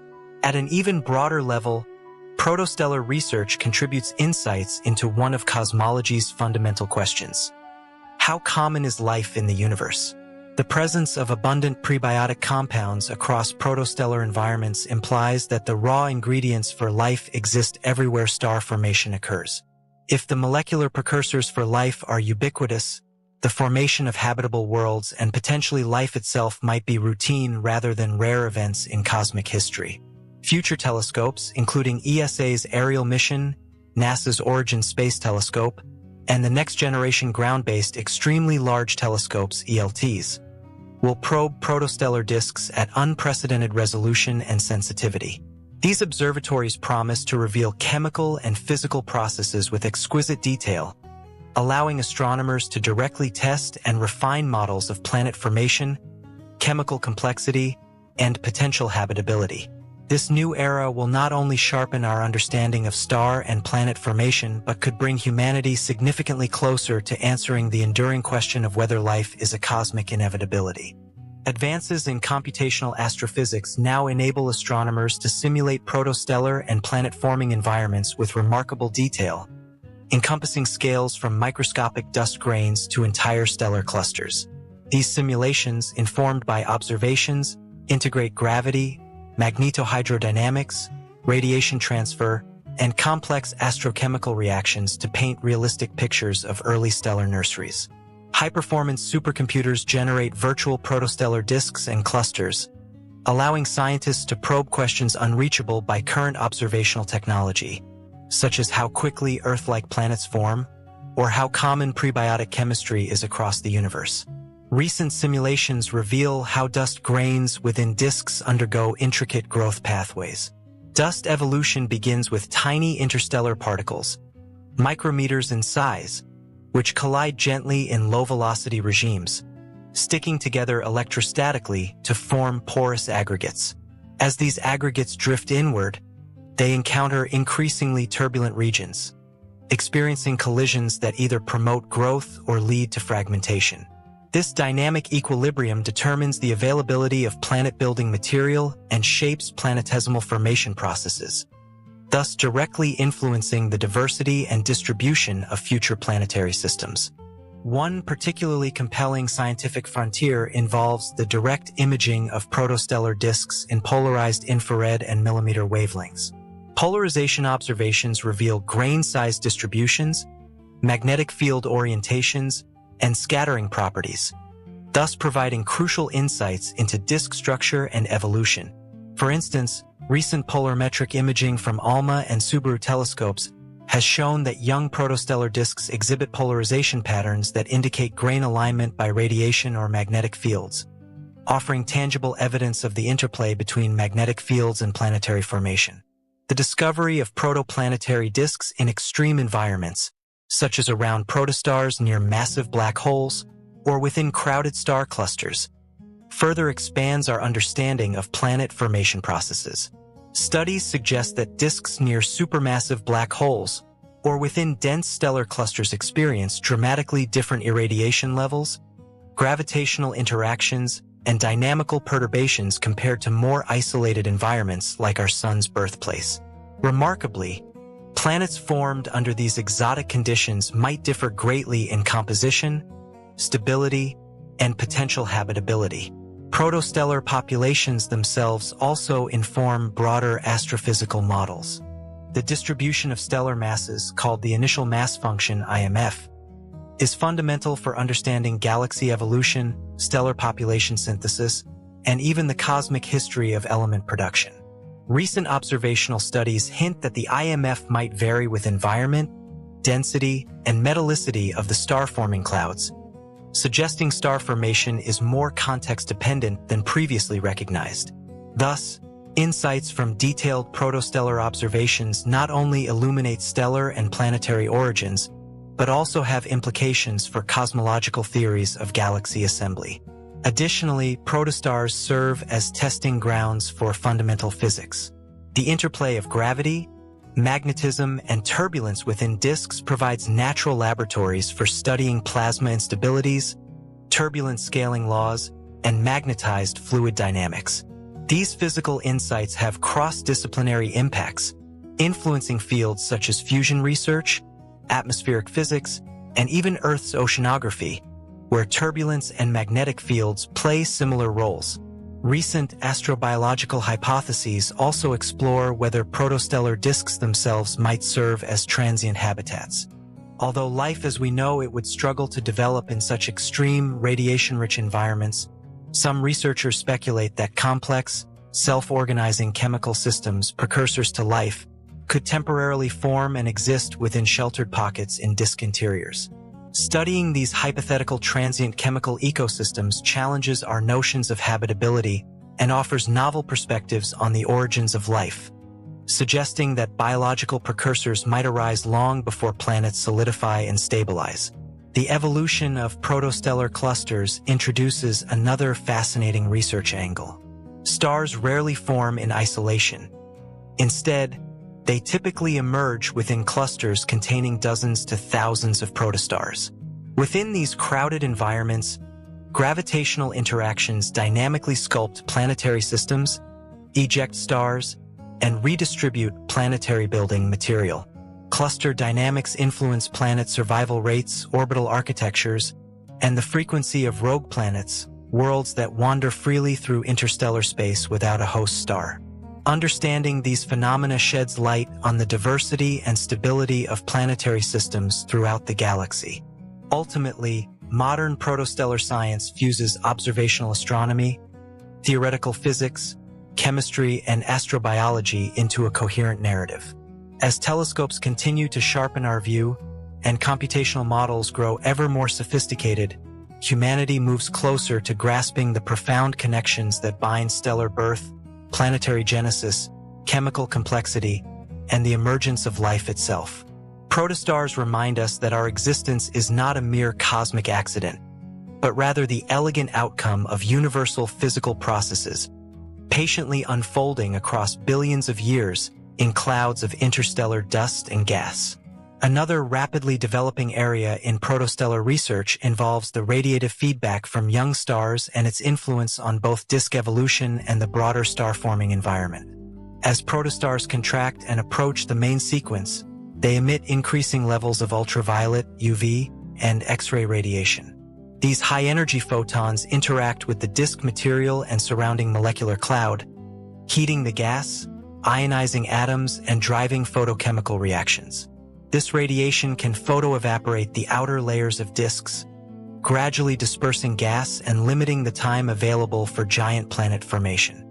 Observations from the Chandra X-ray Observatory and XMM Newton have revealed intense X-ray flaring activity in many T-Tauri stars, young, still accreting solar analogs. These flares are thought to arise from powerful magnetic reconnection events and contribute significantly to disk ionization. Enhanced ionization boosts the coupling between magnetic fields and disk material, facilitating magnetorotational instability and turbulence, which are essential for angular momentum transport and sustained accretion. However, strong radiation also accelerates the chemical evolution of the disk surface, affecting the retention of volatile compounds like water and organics, with long-term implications for planetary atmospheres and potential biospheres. In rich stellar clusters, external feedback from massive O-type stars becomes dominant. These stars produce intense UV radiation fields that can erode nearby protoplanetary disks through external photoevaporation. The Orion Nebula, for example, hosts dozens of such irradiated disks, known as proplyds. Imaging from the Hubble Space Telescope has captured these fragile systems surrounded by ionized gas streamers, visibly eroded by their environment. Despite this harsh treatment, many of these disks still retain enough mass to form planets, highlighting the resilience of planet-forming environments even in extreme conditions. Another exciting frontier lies in disk substructures and planet formation diagnostics. ALMA has provided revolutionary high-resolution images of disks like HL Tau, TW Hydri, and AS209, revealing concentric rings, spiral arms, asymmetries, and shadows. These features suggest the presence of embedded planets or instabilities within the disk. The morphology of these structures allows astronomers to estimate the masses and locations of unseen protoplanets, offering a window into the earliest stages of planetary system assembly, while planets are still forming within the dusty cradle of their protostar. Complementary to ALMA, JWST now explores the infrared spectral fingerprints of ices and organics in protostellar disks. Its exquisite sensitivity enables the detection of frozen water, methane, carbon dioxide, and complex carbon-bearing molecules across the disk midplane, the potential feeding zones of terrestrial planets. Spectral maps also reveal temperature gradients and chemical transitions, showing where ice lines or snow lines occur, boundaries where volatiles condense from gas to solid. These lines define zones where different types of planets form and where volatile delivery to inner, rocky planets can occur. Meanwhile, isotopic fractionation studies offer a new diagnostic for early disk chemistry. Ratios such as D/H, deuterium to hydrogen, or superscript 1n/superscript 1n, nitrogen isotopes, vary depending on the physical and chemical conditions in which ice is formed. Comparing these ratios across different protostellar disks, meteorites, and cometary materials allows researchers to trace the evolutionary history of the solar system's own disk and compare it to planetary systems forming today. On the theoretical side, increasingly sophisticated simulations now couple dust dynamics and gas thermochemistry in evolving disks. These models track the radial drift of grains, the formation of pressure bumps, and the coagulation of particles into planetesimals, all while accounting for the chemistry of evolving ices and gases. By matching these simulations with observations, astronomers can test scenarios of planet formation, how Earth-sized rocky worlds or gas giants like Jupiter and Saturn emerge under different disk conditions. Finally, research into protostellar multiplicity reveals that a significant fraction of stars form not alone, but in binary or multiple systems. The gravitational dynamics of these systems can truncate disks, induce eccentric or warp structures, and dramatically alter the pathways of planet formation. In some cases, misaligned disks or inclined binaries may give rise to exotic systems with tilted planets or circumbinary configurations. Understanding how protostars evolve in these complex gravitational settings is crucial for interpreting the vast diversity of exoplanetary architectures now being discovered. Among the most compelling areas in the study of protostellar evolution is the transition from protostar to pre-main sequence (PMS) star, a phase that marks the shift from a heavily accreting, deeply embedded object to a fully revealed young star with a clearing circumstellar disk. This evolutionary milestone is critical for setting the final stellar mass, the disk's remaining lifetime, and the architecture of the eventual planetary system. As accretion from the envelope slows and the infall rate drops, the protostar enters what is observationally classified as the Class II phase. At this point, the star is visible at optical and near-infrared wavelengths, and its spectrum is dominated by photospheric emission rather than accretion luminosity. Yet, even as the star appears more stable, complex processes continue. Magnetospheric accretion, chromospheric activity, and episodic outbursts all define this transitional period. One of the most intriguing phenomena during the pre-main sequence phase is the occurrence of episodic accretion events, as seen in Fu Orionis and EX Lupi stars. These young stars undergo dramatic increases in brightness, sometimes by over 5 magnitudes, triggered by a sudden surge in disk accretion. These bursts can last for years or even decades, and their origin is still under active investigation. Possible triggers include disk gravitational instabilities, thermal viscous instabilities, or the migration of clumps within the disk toward the star. Such events may be crucial in regulating stellar mass growth and influencing disk chemistry, potentially resetting the thermal and chemical environment for planet formation. Simultaneously, disk winds and photoevaporative flows begin to play a dominant role in dispersing the circumstellar disk. Observations show that as accretion wanes, ionizing radiation from the central star, and sometimes external sources, heats the upper disk layers, launching a slow but persistent wind that removes mass from the system. Disk clearing progresses from the inside out, often leaving behind transitional disks with inner holes or gaps. These structures are particularly fascinating, as they may either indicate disk dispersal in progress or the presence of young, embedded planets that are dynamically carving the material. Studies of transitional disks have become a vital probe of planet-disk interactions. ALMA observations frequently reveal multiple rings and gaps, which, in conjunction with hydrodynamical simulations, provide indirect evidence for forming planets. These young systems offer a rare snapshot of planetary assembly and migration in action. Notably, the presence of asymmetries or vortices within transitional disks hints at the trapping of dust and gas, promoting rapid core growth, a possible solution to the timescale problem of forming gas giants before the gas dissipates. The final dissipation of the protoplanetary disk typically occurs over timescales of 3 to 10 million years, although variation exists depending on stellar mass and environment. Once the disk is gone, the star becomes a Class III object or weak-line T-Tauri star, in the case of solar-type stars, now largely isolated from its formation envelope and disk. At this stage, the star continues to contract along the Hayashi track for low-mass stars, or Henny track for intermediate-mass stars, radiating away gravitational energy until hydrostatic and thermal equilibrium are achieved, marking its arrival on the main sequence.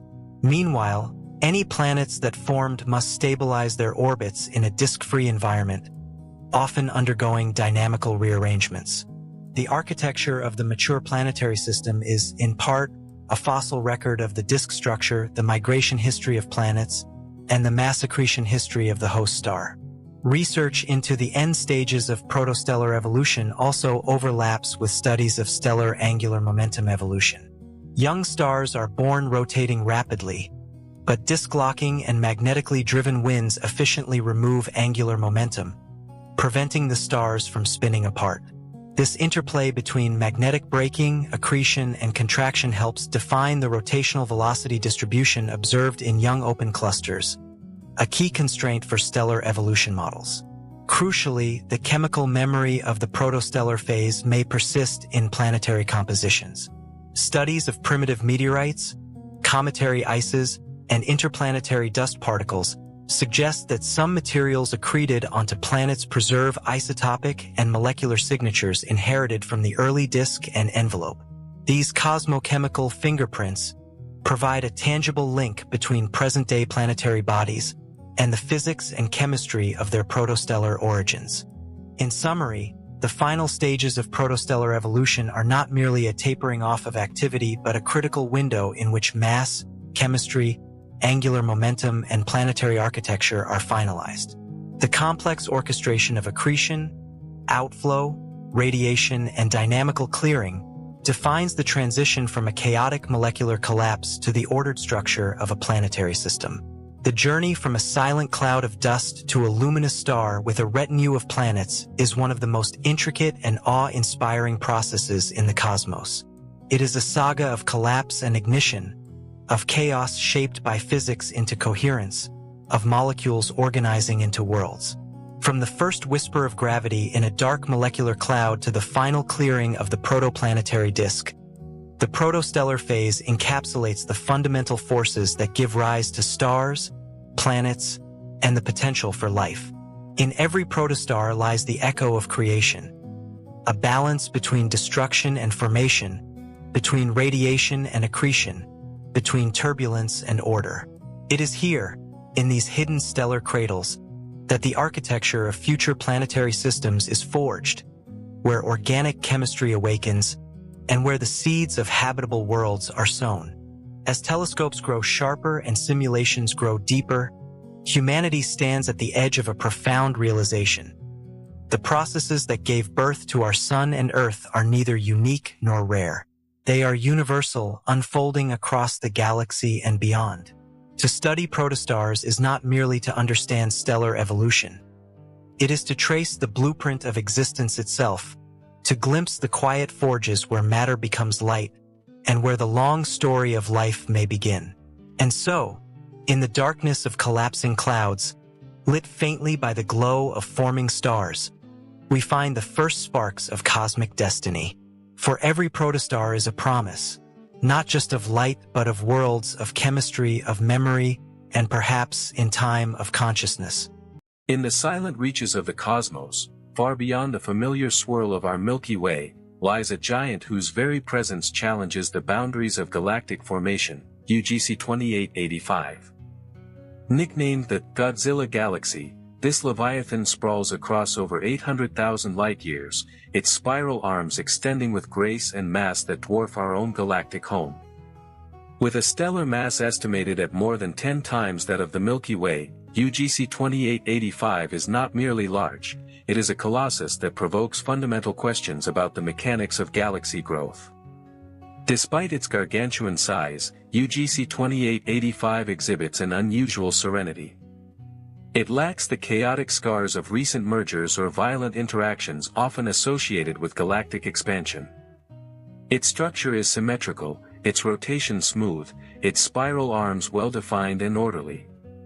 Such calmness, paired with its scale, suggests a prolonged, undisturbed accumulation of gas and stars, a slow, almost contemplative evolution that contrasts with the more tumultuous histories of other massive galaxies. This observational portrait hints at an alternate pathway in the evolution of large disk galaxies, one that favors isolation and steady accretion over collisions and cannibalism.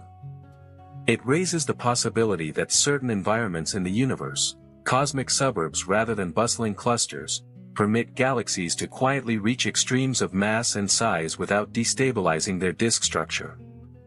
UGC 2885 may have spent billions of years sipping rather than gulping intergalactic gas, gradually fueling star formation while maintaining balance.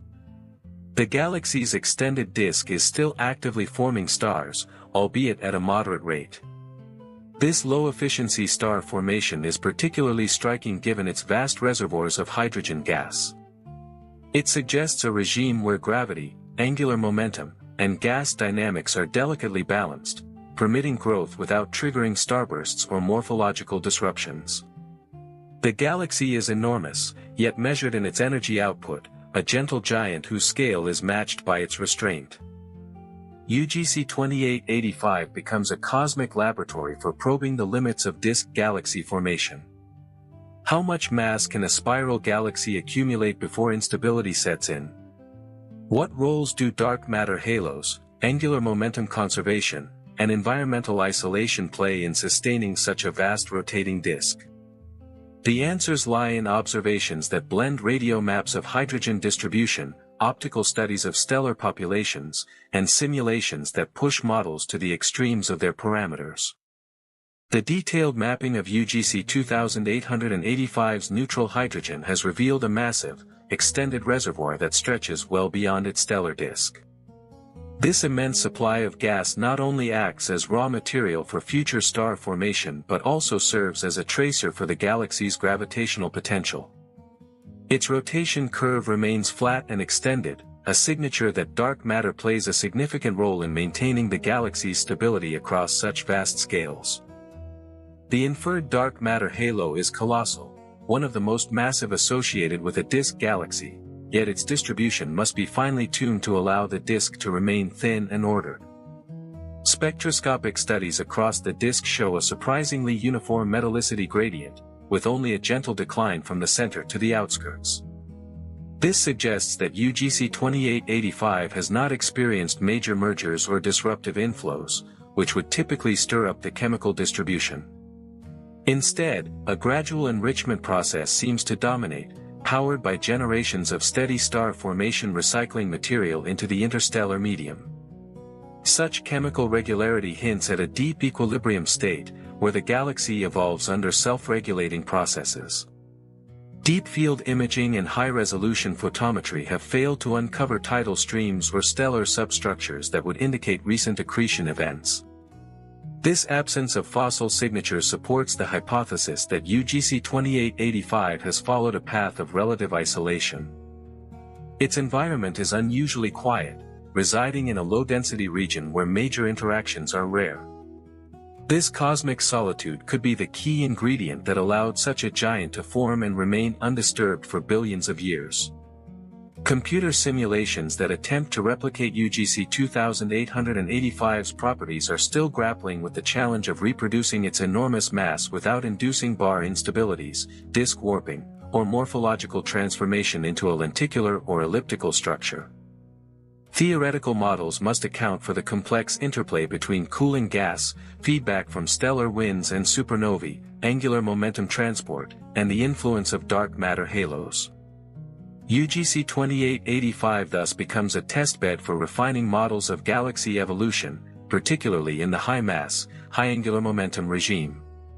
Its existence also challenges the empirical scaling relations that define the galaxy population, such as the Tully-Fisher relation, which links rotational velocity to luminosity. UGC 2885 sits at the extreme high end of these relations, and its outlier status offers a valuable data point to probe the limits of these correlations and their physical underpinnings. Precision measurements of its kinematics help recalibrate these relationships and offer insight into the universality, or flexibility, of galactic laws.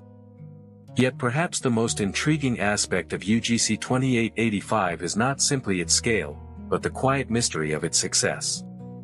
How, in a universe where gravity so often conspires toward chaos, shattering galaxies in collisions, triggering starbursts, feeding violent black holes, did this spiral giant survive and thrive with such grace?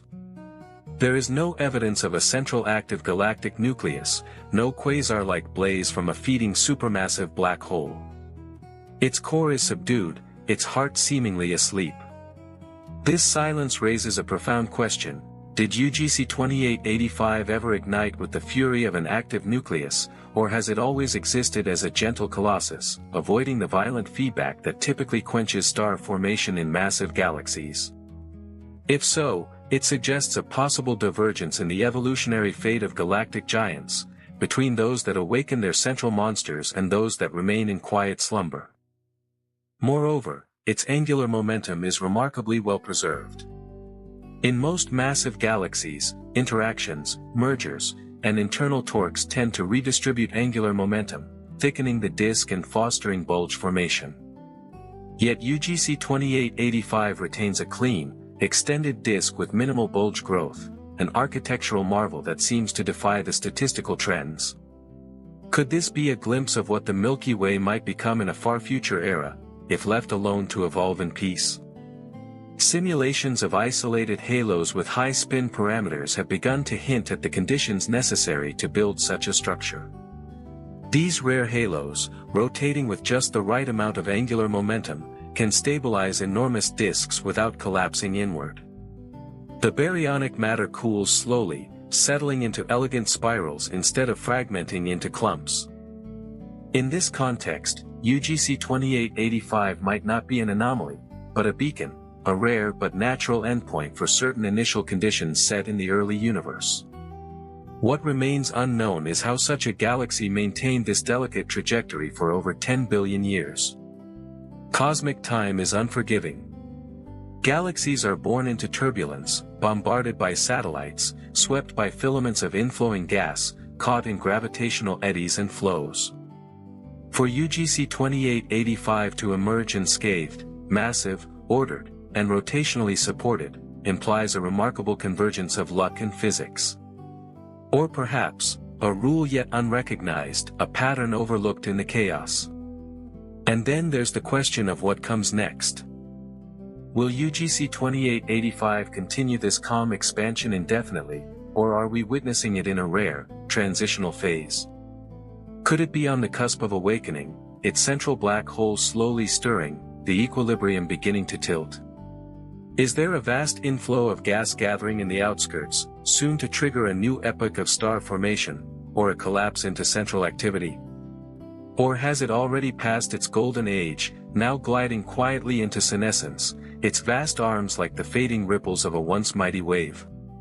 In every pixel of its image, in every data point of its spectrum, UGC 2885 whispers of an untold galactic biography. Its size is not just a matter of measurement, it is a challenge to theory, a monument to cosmic patience, and perhaps a hint at how the universe can build giants not with fire and fury, but with silence and time. Astronomers now look at UGC 2885 not merely as a subject of classification, but as a cosmic relic, one that may hold the keys to understanding the upper limits of disk galaxy formation.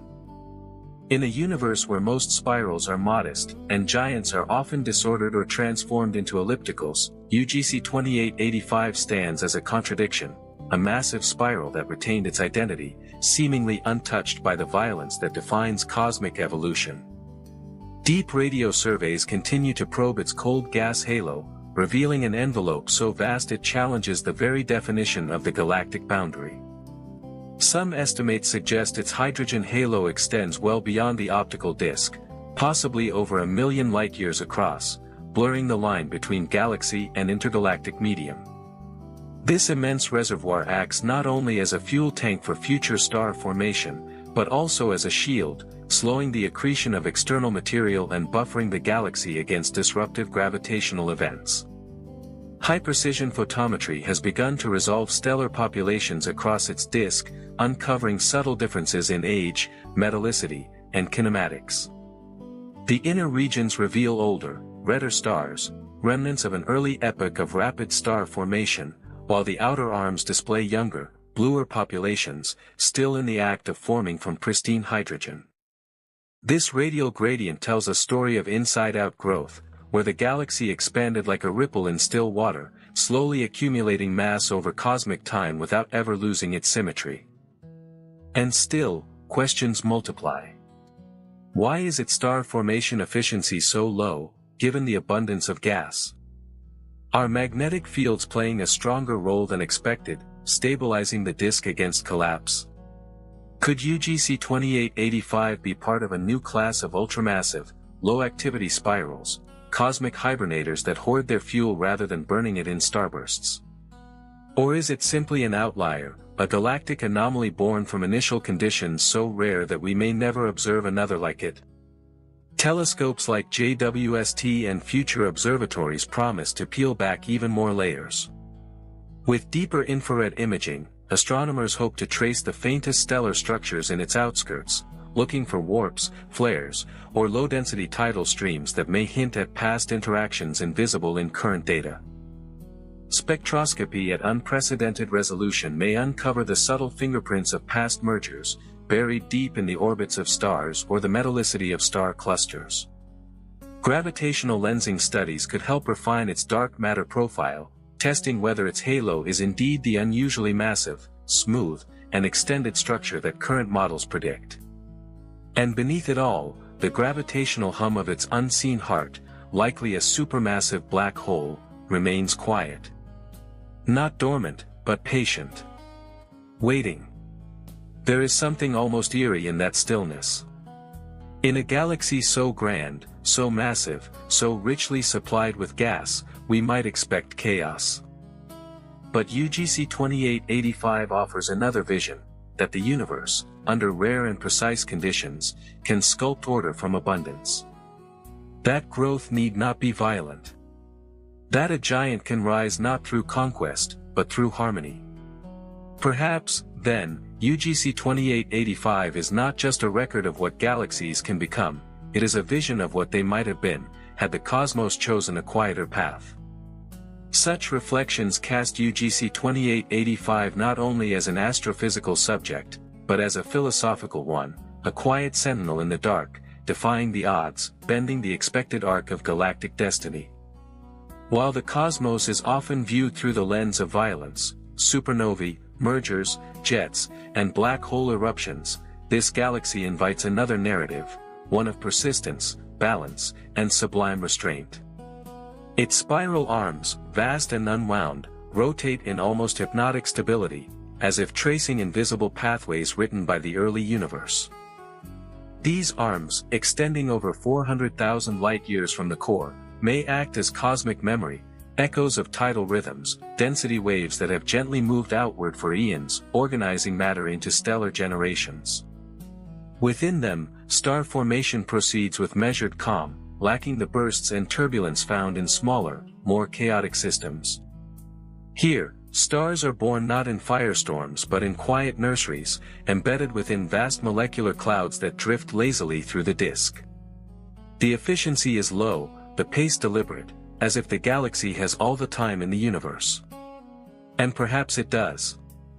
Because UGC 2885 is not consuming itself in youthful exuberance, it is pacing itself, conserving fuel for a longer story. Some researchers speculate that this galaxy could serve as a bridge in our understanding of cosmic transition, from youthful, active spiral galaxies to mature, passive systems. Most massive galaxies eventually lose their disks, forming bulges and halos through mergers. But UGC 2885 remains intact. It hints at the possibility of a spiral aging with dignity, never collapsing into chaos or transforming into an elliptical relic. Could it represent an evolutionary fork? One where galaxies, under certain cosmic alignments, avoid both starburst burnout and merger-driven collapse.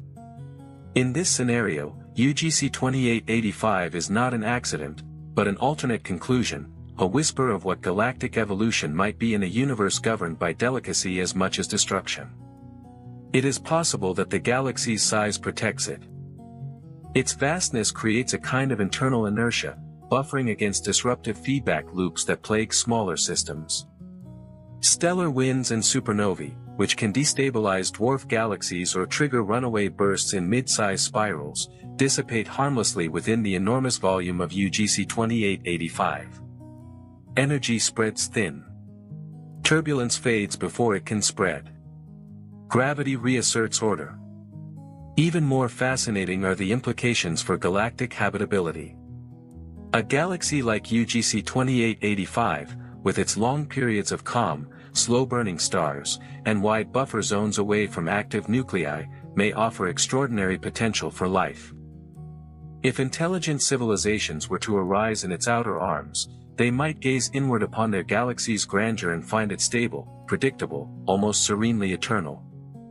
A cosmic cradle where time moves slowly, and danger sleeps. And so UGC 2885 becomes more than an astrophysical curiosity. It becomes a symbol of potential, a vision of longevity, peace, and silent strength in a universe often defined by the opposite.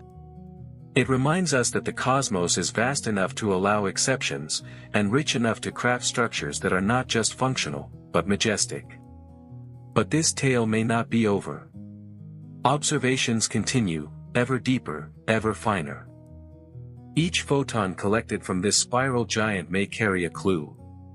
Somewhere within those quiet arms or that vast, gas-rich halo may lie the final answer to how such a giant was born, and whether it is truly alone in its kind. Or perhaps, scattered across the darkness, there are other titans still hidden. Other Godzilla galaxies waiting to be seen. The search for such titans has now become a quiet obsession among astronomers, an unspoken hope that UGC 2885 is not a lone outlier, but rather the first visible peak of a hidden population of ultramassive, undisturbed spirals. If they exist, they are rare, lurking in the underexplored outskirts of the cosmic web, far from the bustling centers of galactic clusters. Their isolation would be both their birthplace and their shield, allowing them to grow without disruption. Future sky surveys, deep, wide, and multi-wavelength, may reveal their presence. Instruments like the Vera C. Rubin Observatory will map the faintest structures in the night sky with unprecedented sensitivity, capable of detecting ghostly disks, sprawling hydrogen halos, and subtle spiral arms that current surveys miss. The James Webb Space Telescope, peering into the infrared, may glimpse their ancient stars and star-forming regions cloaked in dust. And radio arrays like the Square Kilometre Array will trace their cold gas skeletons across millions of light-years, outlining galactic giants by their invisible breath. But even as we prepare to detect their kin, UGC 2885 remains the benchmark, a solitary monument against which others will be measured. Every detail of its rotation curve, every fluctuation in its gas density, every metallicity gradient across its disk becomes part of a growing library of what may be possible. Not just astrophysically, but cosmologically. Because if galaxies like this are rare, they tell us something fundamental about the universe, that tranquility on such a scale is improbable. That order, when it appears in a sea of chaos, is not merely beautiful, it is meaningful. It reveals the tight constraints within which galaxies must